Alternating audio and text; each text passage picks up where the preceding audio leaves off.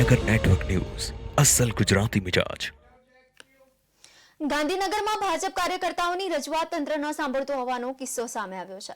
શહેરના સેક્ટર 7માં ભારત માતાના મંદિર પાસે આવેલ પરિમલ એપાર્ટમેન્ટ સોસાયટીમાં ભારે વરસાદના કારણે રોડ રસ્તાઓ બિસ્માર બન્યા છે તથા રોડ ઉપર ખાડાઓનું સામ્રાજ્ય જોવા મળી રહ્યું છે. આ સમસ્યાને લઈને સ્થાનિક ભાજપ કાર્યકર્તાઓ દ્વારા અનેકવાર તંત્રને રજૂઆત કરવામાં આવી હતી, પરંતુ તંત્ર એમની રજૂઆત ધ્યાને ન લેતું હોવાના આક્ષેપ કરવામાં આવ્યા છે. ગાંધીનગરમાં હાલ ભાજપનું વહીવટી તંત્ર છે, છતાં ભાજપ કાર્યકર્તાઓની રજૂઆત સાંભળવામાં આવતી નથી, તો સામાન્ય લોકોની રજૂઆતો પર શું કાર્યવાહી કરાતી હશે? એ સવાલો સ્થાનિકોમાં ઉઠી રહ્યા છે.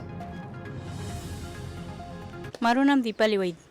મારી સમસ્યા એ છે કે હું સેક્ટર 7B ગાંધીનગરમાં રહું છું અને ગટર લાઈન નાખવા માટે જે ખાડા ખોદ્યા હતા એમાં એ લોકોએ કામ બરાબર કર્યું નથી અને તંત્રને 1000 વખત એપ્લિકેશન આપી, લખાણે આપ્યું અને બોલીને પણ કીધું, ફરિયાદે ઘણી કરી, પણ કોઈ ધ્યાન દેવા નથી આવતું. એને હિસાબે અહીંયા રોજ ગાડીઓ ફસાય છે, રોજ નાના છોકરાઓ પડે છે, મોટાઓ જે વૃદ્ધો જે બહાર નીકળે છે એ લોકો પણ પડે છે. ઘણીવાર ફસાયા છે બધા અહીંયા અને બહુ જ મગજમારી થાય છે. લગભગ 2 મહિનાથી આ બધું અહીંયા ચાલી રહ્યું છે.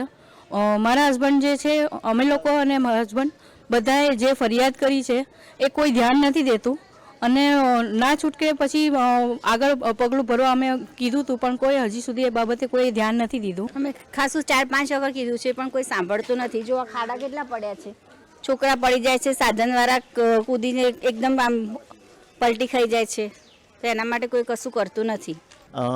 સેક્ટર 7B પરિમળ એપાર્ટમેન્ટની આજુબાજુ, એટલે સેક્ટર 7B નો આખો એરિયા છે. આપણે ચોમાસાની અંદર અત્યારે નવી ગટર લાઇનનું સ્માર્ટ સિટી પ્રોજેક્ટ અંતર્ગત નવી ગટર લાઇનનું ખોદકામનું કામ ચાલુ છે.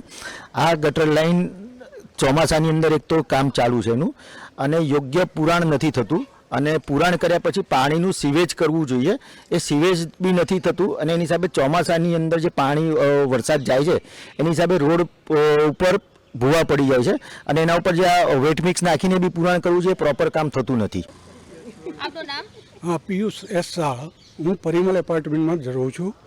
છેલ્લા 3 દિવસથી અહીંયા રોડની પરિસ્થિતિ એવી છે કે આ પાઇપનું કામ થયા પછી લોકોએ પુરાણ બરાબર કર્યું નથી અને અમે કમ્પ્લેન કરી છતાં કોઈ સાંભળતું નથી.